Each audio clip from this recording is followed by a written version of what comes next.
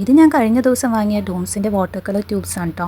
അതിലായിട്ട് ഇതുപോലൊരു കുട്ടി പാലറ്റ് ഉണ്ട്, പിന്നെ 18 ഷെയ്ഡ്സ് വരുന്ന ഒരു സെറ്റാണ്. ഇത് കണ്ടപ്പോൾ നമ്മൾ ആദ്യം യൂസ് ചെയ്ത വാട്ടർ കളർ എനിക്ക് ഓർമ്മ വന്നു കേട്ടോ.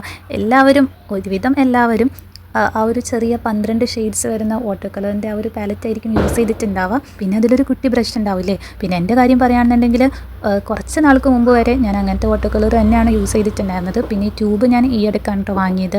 ഇതിപ്പോൾ കഴിഞ്ഞ ദിവസം വാങ്ങിയതാണ്. ഇതിനു മുമ്പ് ഒരു ചെറിയൊരു ട്യൂബ് കൂടി ഞാൻ സെറ്റ് വാങ്ങിയിട്ടുണ്ടായിരുന്നു.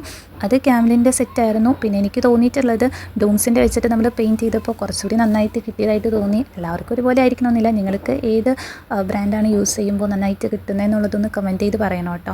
പിന്നെ ഇത് അത്യാവശ്യം നല്ല രീതിയിൽ തന്നെ നമുക്ക് റിസൾട്ട് കിട്ടും. നന്നായിട്ട് തന്നെ ഡ്രോ ചെയ്യാനായിട്ടൊക്കെ പറ്റും. അപ്പോൾ എന്തായാലും വാങ്ങിയപ്പോൾ ഞാൻ പെട്ടെന്ന് അതിൻ്റെ റിവ്യൂ ഒന്ന് എടുക്കാമെന്ന് വിചാരിച്ചെന്നുള്ളൂ കേട്ടോ. പിന്നെ ഇതുപോലെ ഒരു റൗണ്ട് ബ്രഷ് കൂടി വരുന്നുണ്ട്. അപ്പോൾ ഇത്രയും കളേഴ്സാണ് പിന്നെ ഉള്ളത്.